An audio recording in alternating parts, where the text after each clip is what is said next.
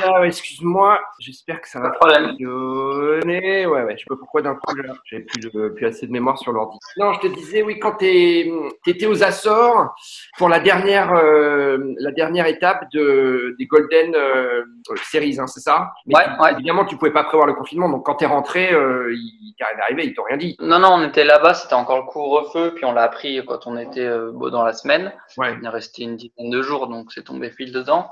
Et puis en rentrant, je suis arrivé à Genève et j'ai pu rentrer sans compte. Enfin, il n'y a pas eu de contrôle, donc j'ai pas eu de soucis. Ok, d'accord. Oh yeah!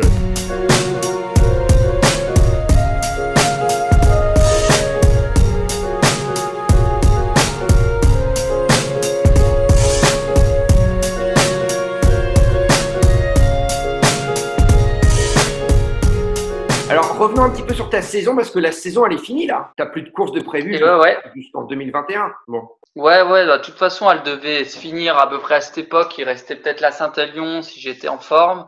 Mm. Mais vu comme j'ai fini, de toute façon, j'aurais pas couru. Mm.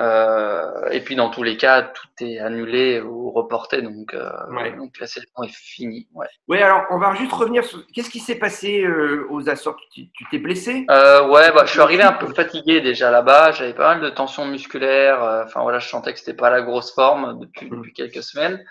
Et puis, bon, sur la première étape, je faisais 25 bornes. J'ai fait quasi 20 bornes assez bien, aux alentours de la 5e place. Et puis, je me tords la cheville assez fort. Du coup, je perds un peu de temps. Bon, je finis quand même 7e. Mais voilà, j'avais une cheville qui était pas très belle le soir. Je suis Oui, reparti le attends, lendemain. tu finis 7e avec une cheville tordue, toi. Ouais, bah, j'ai perdu, je pense, une bonne minute 30 quand je me suis fait la cheville. Et puis après, je me suis accroché Pas mal quand même, hein. pour finir avec. Ouais. Ouais, non, c'est sûr que Mm. j'ai serré les dents. Mais du coup, Après, le tu as tiré lendemain, un elle peu était sur pas la très corde. belle. Du coup, tu as Ouais, tiré sur la corde. ouais, oui, c'est ça. Et puis le lendemain, l'échauffement, j'ai bien mis une demi-heure avant de me sentir un peu mieux sur la cheville, quoi. Donc c'est vrai que les 2 journées suivantes, j'étais pas fringant, je sentais que j'avais pas assez d'énergie. En plus, les conditions étaient terribles. Le deuxième jour, j'ai laissé beaucoup de jus à vouloir essayer de coller au groupe de 7-8 devant là. En fait, j'ai tamponné derrière et j'arrivais jamais à rentrer. Et j'ai laissé beaucoup d'énergie et du coup, sur la fin de parcours, je l'ai vachement payé. Ah Donc j'ai ouais. fini très mal la deuxième étape et la troisième, j'étais comme j'ai fini la deuxième, quoi, sans Mm. peps. Mm. Donc je suis rentré là j'ai pas pris trop de risques, on va dire. J'ai subi, mais j'ai pas pris trop de risques. Et puis la quatrième, j'ai retrouvé un peu de forme. C'était plus sympa, quoi. J'ai pu jouer un peu plus. Ouais. Et ce voyage aux Açores, tu étais obligé de le faire parce que tu dis toi-même que tu te sentais fatigué quand même. Ouais, c'est sûr que j'étais fatigué. Après, c'était quand même au calendrier depuis le début et c'était la seule course internationale. Donc c'est sûr que le format, il était plaisant, mais avec la forme dans laquelle je suis arrivé, il était un peu trop c'était un peu trop gonflé, quoi, comme planning. Mais après, voilà, je savais qu'on y allait pour 4 jours et de toute façon, fallait tenter le coup. C'est sûr que j'arrivais pas dans des conditions parfaites, mais c'est une période aussi où c'est un peu toujours comme ça pour moi. Ah ouais? Cet D'accord. C'est pas l'année.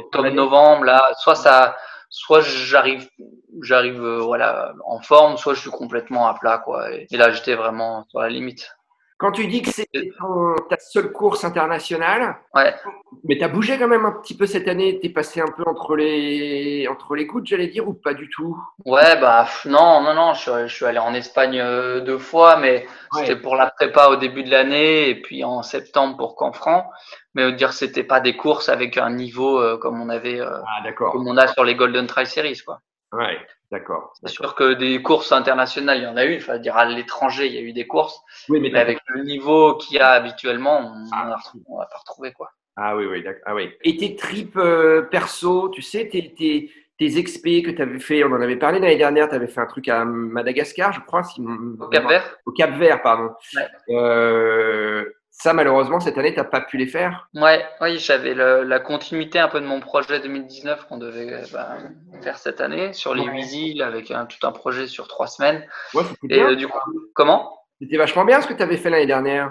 Ouais, c'était cool. Et puis là, cette année, le projet était beaucoup plus gros, plus de distance. Enfin, il y a toutes les îles avec un voilier, etc., une plus grosse équipe.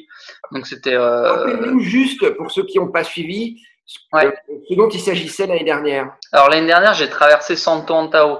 C'est l'île la plus étendue du Cap-Vert, la plus montagneuse, la plus aride, d'ouest en est. Ça faisait à peu près 96, à peu près 100 bornes, quoi, avec 6000 de dénivelé. Donc on a traversé sur la journée.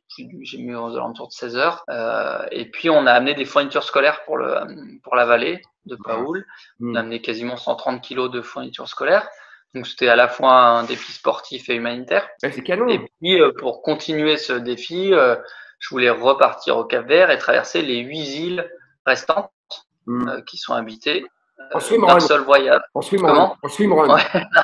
Non, pas sûr. Je pense que tu finis très loin dans l'Atlantique après. Il bouffait par les ouais. Mais ouais, l'idée c'était de louer un bateau et de se déplacer en bateau, en voilier entre les îles. Donc c'était vraiment un gros projet sur 16-17 jours avec 8 îles à traverser. Donc on a appelé le projet Trail and Sea. Ça fait à peu près 450 km en 8 étapes. D'accord. Ouais. Ah ouais. Donc oui, sportivement c'est un gros morceau aussi. Et puis ouais, ça va être chouette. Et puis un projet aussi derrière un peu environnemental avec une ONG là-bas qui s'appelle Biosphera. Qui fait de la protection de l'environnement. Donc, on va mettre en place des actions sur le terrain avec les écoles. Et ça devait avoir lieu quand, ça, cette année ? Là, on devrait y être, en fait, dans 15 jours, quand on aurait dû y être. Ah ouais. Et du coup, on reporte à l'année prochaine. Du coup, il n'y a rien d'urgent. Prochaine année prochaine. Ouais, on le déplace je pense qu'on partira aux alentours du 15 novembre. D'accord. Ok. Juste pour donner une idée aux gens, tu mets combien de temps à monter un budget comme ça ? J'imagine que tu n'es peut-être pas tout seul, mais c'est quand même toi qui insuffle l'idée au départ et qui drive le projet. Tu mets combien de temps ? Et le budget global d'un truc comme ça, c'est combien ? Les gens, ils se rendent pas. Parce que tu sais, ce genre de truc, ça fait rêver les gens, tu vois. Il me faut un an, là, je pense. J'avais commencé à peu près la même période l'année dernière, en fait, en rentrant de mon premier trip, à travailler sur le prochain. Donc, ça faisait un an de délai. Donc là, ça m'en laisse 2, du coup. J'ai déjà commencé à travailler dessus. Donc, c'est des choses à réactiver, des partenaires à relancer, parce que j'avais déjà avancé là-dessus. Et puis, le budget, c'est entre 22 et 25 000 euros. Ça va dépendre beaucoup du bateau, de la location du bateau. Et après, la production d'images, de vidéos, et puis le coût sur place, qui est moindre par rapport au reste. Mais le bateau, c'est un tiers du budget. Le bateau, tu loues avec un skipper ou tu fais skipper, toi ? Alors, j'ai trouvé un skipper. Une skipper, qui habite à Nantes et qui est partante pour le projet et qui est à fond avec nous, donc c'est cool. Donc 25 000 euros minimum un an. Enfin 20-25 000 euros, quoi. Ouais, entre 20 et 25, quoi. Oh yeah!